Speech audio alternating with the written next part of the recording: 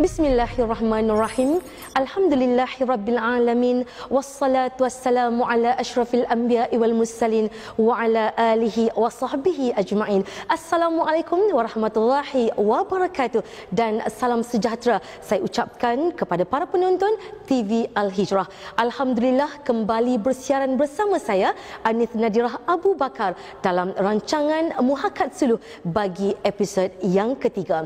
Dan dalam episod yang ketiga ini kami bawakan kepada anda tajuknya Diam Seorang Ayah yang akan memaparkan simulasi majlis suluh di Mahkamah Syariah berkaitan dengan kes tuntutan harta sepencarian.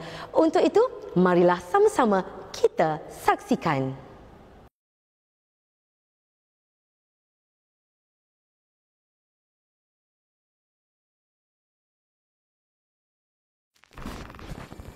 Setelah mendengar keterangan dari pihak-pihak, maka adalah dengan ini mahkamah memutuskan kes ini seperti berikut. Pihak-pihak sila berdiri.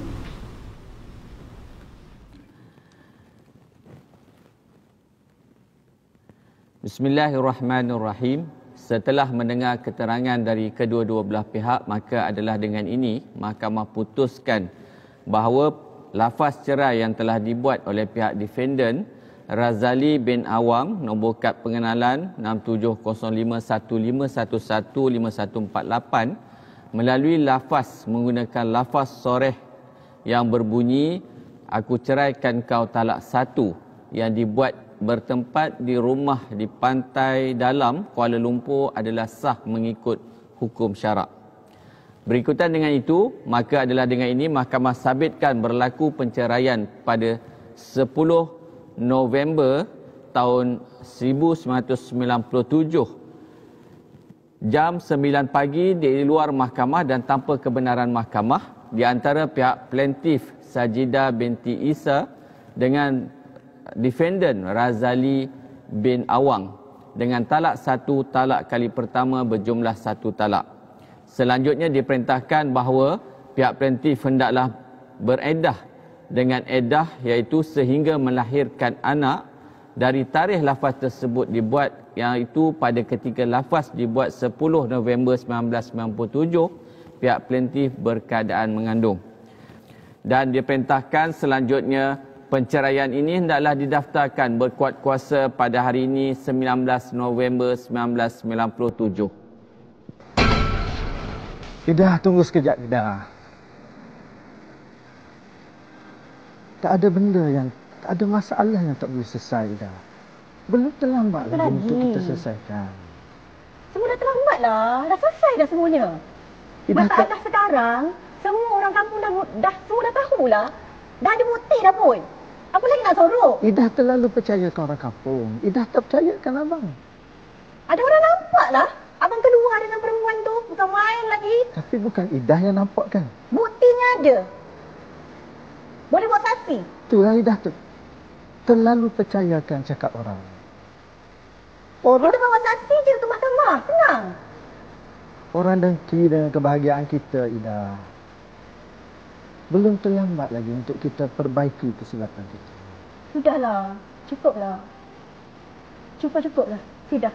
Okeylah Ida, abang minta maaf. Tak larat lah.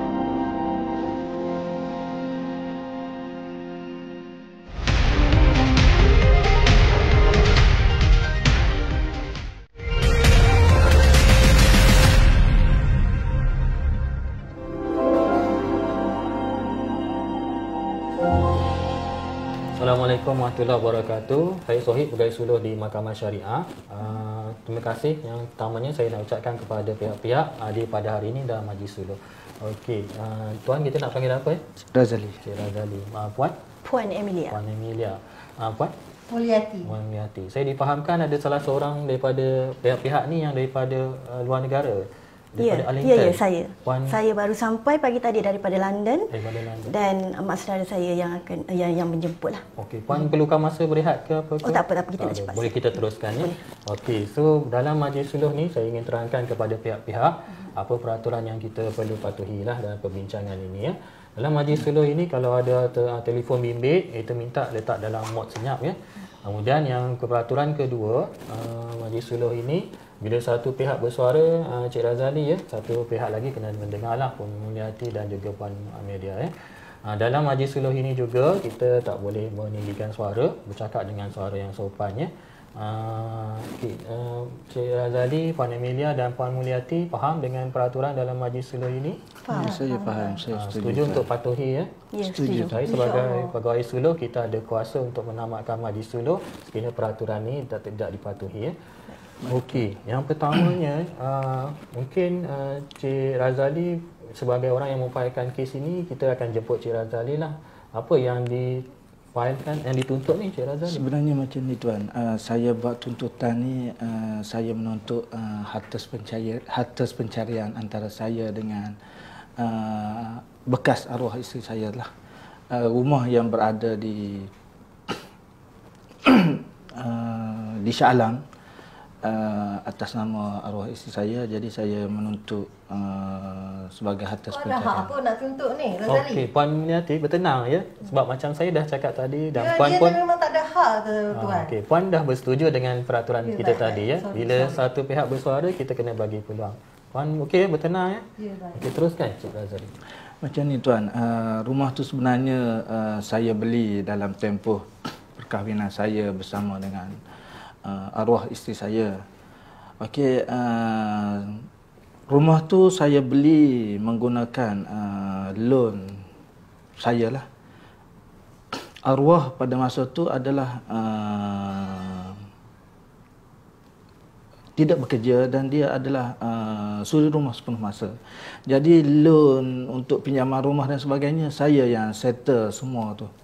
Jadi memandangkan selepas arwah tu meninggal, rumah tu sekarang ni dalam keadaan kosong. Jadi saya rasa eloklah kalau saya dapat tinggal di rumah tersebut buat masa ni lah, sebab kalau Mana kata boleh kita tinggal tuan? Puan.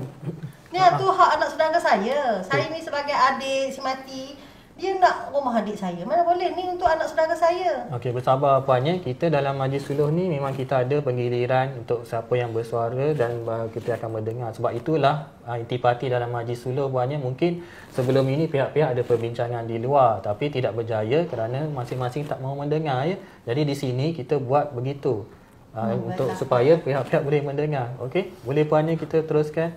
macam ni lah tuan, kita bagi peluang untuk anak saya ataupun Puan Mulyati untuk bagi pandangan lah terhadap tuntutan saya tu. Jadi Cik Razali tadi ada bagi tahu kita berkaitan dengan rumah ni yang dimiliki oleh bekas isteri dah meninggal dunia dan hak untuk Cik Razali lah memfailkan kes ini Ya, betul. Okay. So mungkin Puan Mulyati ataupun Puan Amelia, sesiapa yang nak respon?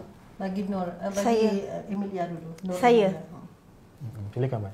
Saya nak tanya, kenapa perlu sekarang baru nak ungkit? Kenapa perlu sekarang baru nak datang? Kenapa perlu sekarang munculkan diri? Dan sebelum ni, Emilia duduk dengan Mama memang hanya berdua. Berdua beranak, tiada orang pun. Bagaimana Mama berhabisnya mendidik, menjaga, tak pernah kenal pun ayah. Tidak pernah tahu pun. Tidak pernah jumpa. Tak rasa pun kasih seorang ayah. Kenapa tiba pula sekarang ni baru nak minta? Kenapa tiba sekarang ni pula baru nak tuntut? Okey Puan, kita faham ada kerunsingan Puan berkaitan dengan hubungan anak dan ayah. Mungkin Cik Razali nak bagi tahu kita ke apa isu sebenarnya. Sebenarnya macam ni tuan, saya bercerai dengan arwah ibu pada arwah isteri saya ni. Masa tu dia sedang mengandungkan anak sulung. Okey, Dia jadi curang tuan, dia curang. Puan kita bagi peluang Cik Razali. okey, tak apalah yang tu kisah lama tuan lah. Okey, sebenarnya lepas kami bercerai, saya tak diberi peluang untuk berjumpa untuk melihat anak saya. Tapi saya tak diberi peluang. Bukan saya mengabaikan anak saya tuan. Saya cuba, saya pernah hubungi, saya tak berjaya menghubungi bekas isteri saya. Saya hubungi kakak kepada isteri saya untuk berjumpa, nak tengok anak saya, tapi saya dihalang, Tuan. Minta maaf Tuan, bagaimana pula tiada peluang? Sedangkan sekarang teknologi moden. Bohong sangat, nampak sangat. Tak ada pun kau, tak ada. Okey, Sekarang sangat mudah sangat. Puan, kita dah setuju ya tadi tak boleh mendengarkan ni Minta maaf. nada suara puannya. Tak berteruskan Dan dengan saya Cik harap- Razali. Dan minta maaf, saya tak boleh, masih tak boleh nak memanggil. Ayah, saya tak boleh. Teruskan. Okey, mungkin Cik Razali nak menyatakan apa-apa hak ke atas rumah ni. Okey, macam ni Tuan. Walaupun saya tak dapat berjumpa dengan anak saya tak mengabaikan dari segi nafkah dan sebagainya. Rumah tu memang betul Tuan. Saya bagi bekas isteri saya duduk bersama anak saya. Rumah tu sebagai pengganti diri saya untuk melihat anak saya Tuan. Razali, macam mana rumah tu kau beli seorang? Adik aku pun terlibat juga dalam pembelian rumah tu. Jadi memang betul lah tu rumah dia. Tapi masa tu dia hanya keluarkan sedikit duit je untuk buat renovation, tambah dapur. Tapi loan untuk beli rumah tu adalah saya, atas nama saya semua. Jadi rumah tu nama tu pada nama adik aku kan? Okey, masa tu Tuan macam ni. Memang betul saya akui saya tukar nama rumah tu daripada nama saya kepada isteri saya sebab saya sayangkan dia Tuan. Sebab tu saya tukar nama. Jadi rumah tu 100% saya yang settlekan loan dan sebagainya.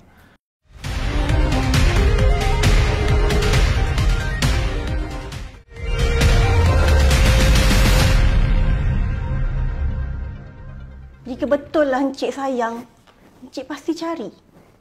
Jika betul lah Encik sayang, Encik akan, bagaimanapun Encik akan. Ayah dah cuba untuk hubungi tapi dihalang. Tak dibenarkan untuk berjumpa. Tak dibenarkan untuk melawat sekalipun. Ni Kau kita dah jangan dengar bukan daripada adik aku ya Razali. Cik Razali dan juga Puan Emilia. Mungkin Puan Mulyati kita boleh jemput apa-apa. Puan Yalah, Mulyati saya nak- rasa tuntutan dia tidak berasas hari ini. Sebab rumah tu nama adik saya. Saya adalah waris dan anak saudara saya ni adalah waris. Jadi dia memang tak ada hak dalam rumah tersebut. Sebab selama dia mengabaikan adik saya dengan anaknya. Saya yang banyak melihat kesusahan adik saya di rumah. Macam mana besarkan. Adik saya sengsara dengan kecurangan dia. Adik saya menangis setiap malam hampir gila disebabkan kecurangan Razali. Jadi saya rasa dia memang tak ada hak terhadap rumah tersebut. Dan rumah tersebut pun untuk anak saudara saya. Anak saudara saya ni dia belum bekerja lagi. Duduk di US berkahwin dengan orang di luar negara. Tapi nanti bila balik Malaysia rumah tu lah dia akan duduk. Kalau Encik Razali nak rumah tu, macam mana anak saudara saya? Saya ni, kami dah berhajat dah untuk jual rumah tersebut dan beli rumah lain. Jadi saya rasa Cik memang kalau urusan jualan pun, Cik Razali kita tak perlu tanya pendapat dia. Sebab itu adalah saya dan Emilia adalah waris kepada Puan Sajidah. Okey, Puan Mulyati dah berumah tangga ya? Yalah. Okey, sudah berumah tangga. Jadi Puan Mulyati, bolehkah kita macam bagi tahu di sini, bila kita dah berumah tangga, kita akan dengan pasangan kita akan membeli Saya aset pun secara dah bersama. bercerai. Okey. Sebab macam dia lah juga curang. Baik. Okey Puan, kalau macam tu, adakah apa nama ni? Lelaki semua memang tak boleh percaya. Okey, Puan, sekarang ni kita kena pecahkan isu kes-kes ni kepada beberapa aspek Puan ya. Yang saya melihatnya di sini ada isu berkaitan dengan tuntutan faraid yang mana Puan Mulyati dan Puan Emilia nak perjuangkan hak itu, dan Encik Razali ni pula dia memperjuangkan hak dia dari sudut harta sepencarian. Ya, jadi di sini Puan, di setiap faraid dan juga harta sepencarian tu masing-masing ada haknya masing-masing Puan. Ya. Jadi boleh tak kalau kita cuba dengar daripada Encik Razali apa tawaran dia untuk tuntutan harta pencarian ni Puan? Tak apa, boleh, kita nak cepat Okey, masa. macam ni Tuan. Sebenarnya saya bukan nak tuntut 100% hasil jualan rumah tu. Kalau kata nak jual ataupun kita tengoklah macam mana pembahagian yang akan dibuat nanti. Saya hanya minta 20% saja Tuan. Rumah yang saya beli dulu dengan harga 500,000, sekarang ni harga rumah tu hampir 2.5 juta. Saya hanya tuntut 20% saja daripada hasil jualan ataupun sebenarnya rumah tu banyak kenangan antara saya dengan bekas arwah isteri saya ni. Kalau boleh sebab macam saya bagi tahulah dalam penyata tuntutan saya sekarang ni sebatang kara. Selepas diisytiharkan muflis, saya tak ada tempat tinggal. Memandangkan rumah tu kosong, kalau boleh saya nak tinggal buat sementara waktu. Ialah sebab saya pun dah umur 60 lebih tuan. Jadi mungkin umur saya tak lama. Kalau boleh saya nak tinggal lah untuk dapatkan manfaat ke. Dan kalau kata pihak-pihak... Tadi kau kata kau nak 20% pada rumah tersebut. Sekarang kau nak tinggal umpama 100%. Okey Cik Razali, kita mana faham. hak anak saudara aku ni? Okey, tak apalah kalau macam tu tuan. Kita fahamlah kehendak dan keperluan Cik Razali tu. Okey, tawaran daripada Cik Razali, Puan Mulyati, Puan Emilia macam mana? 20% sahaja. Macam mana? Sebab kita sekarang ni nak pembahagian faraid. Jadinya, jika kalau macam ayah Encik Razali memang nak, bagaimana hak pula untuk kami? Okey, saya faham maksud Puan Amelia tu. 20% ni maksudnya daripada harta rumah itu, jika 2.5 juta ditolak 20%, baki daripada 80% tu, itulah yang akan dibahagikan secara hukum faraid. Puan faham tak? 80% tu masih lagi satu jumlah yang banyak. Tak apalah, teruskan je lah. Saya nak mudahkan, nak cepat. Sebab saya pun tak lama, saya balik semata-mata untuk ni settlekan cepat. Puan Mulyati? Dan saya akan balik terus. Tak apalah, kesian pula aku tengok dia ni. Susah. Okey, Alhamdulillah kita dah mencapai persetujuan di antara kedua belah pihak. Jadi berikan kita masa sedikit untuk kita draftkan perjanjian persetujuan. Nanti Encik Razali, Puan Mulyati dan juga Puan Emilia boleh semak dan rujuk kepada draft perjanjian tersebut. Ya. Setelah perjanjian itu selesai, kita akan bawa pihak-pihak untuk endorse perjanjian persetujuan di hadapan Yang Arif Hakim. So, saya mengucapkan banyak-banyak terima kasihlah kepada kesemua pihak yang hadir dan Puan juga daripada UK, daripada London jauh. Terima kasih. Benda sebenarnya kita boleh bincanglah di dalam majlis suluh ni ya, daripada kita pergi pada peringkat perbicaraan yang mana mungkin akan memakan masa lebih panjang.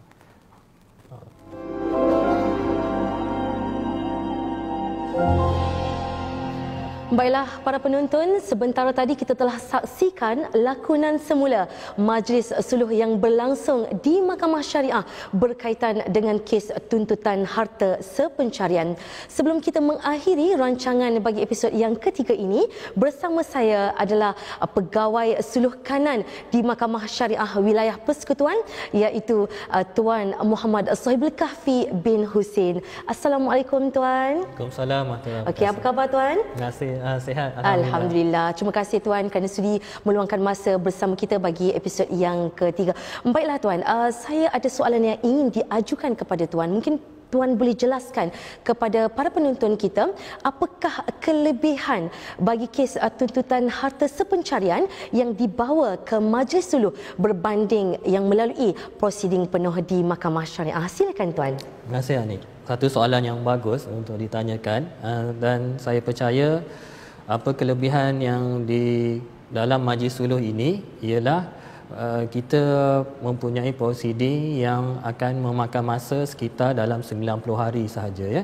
Ini dalam 90 hari tersebut pihak-pihak boleh berbincang dan tiada keperluan untuk pengemukaan dokumen lisit-lisit dan sebagainya secara rinci.